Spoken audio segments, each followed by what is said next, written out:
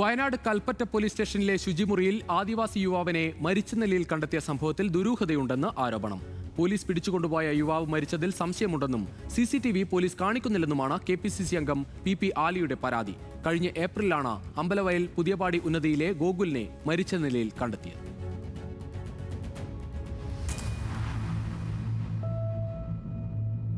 കഴിഞ്ഞ ഏപ്രിൽ 2-നാണ് കൽപ്പറ്റ സ്റ്റേഷനിലെ ശുചിമുറിയിൽ തൂങ്ങിയ നിലയിൽ ഗോകുലിന്റെ മൃതദേഹം കണ്ടെത്തിയത്. ഗോകുലിന്റെ മരണത്തിൽ വലിയ രീതിയിലുള്ള പ്രതിഷേധം നേരത്തെ ഉയർന്നിരുന്നു.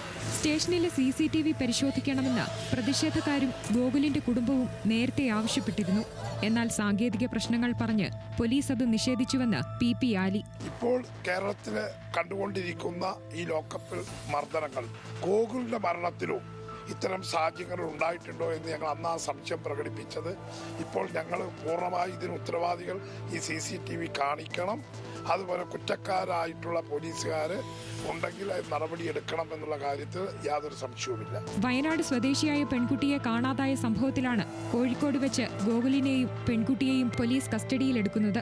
പ്രായപൂർത്തിയാകാത്ത പെൺകുട്ടിയെ സംരക്ഷണ കേന്ദ്രത്തിലേക്ക് മാറ്റിയെങ്കിലും ഗോകുലിനെ രാത്രി മുഴുവൻ സ്റ്റേഷനിലിരുത്തി.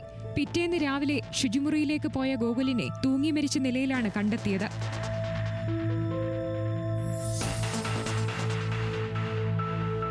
ഗോകുലിന്റേത് ആത്മഹത്യയാണെന്നായിരുന്നു പോലീസിന്റെ കണ്ടെത്തൽ.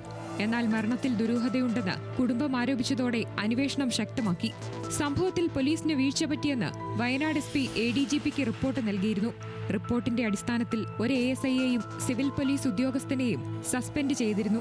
തുടർന്ന് അന്വേഷണം ക്രൈംബ്രാഞ്ചിനും പിന്നീട് ഗോകുലിന്റെ അമ്മയുടെ ഹർജിയിൽ കേസ് CBIക്കും വിടുകയായിരുന്നു. ന്യൂസ് മലയാളം, വയനാട്.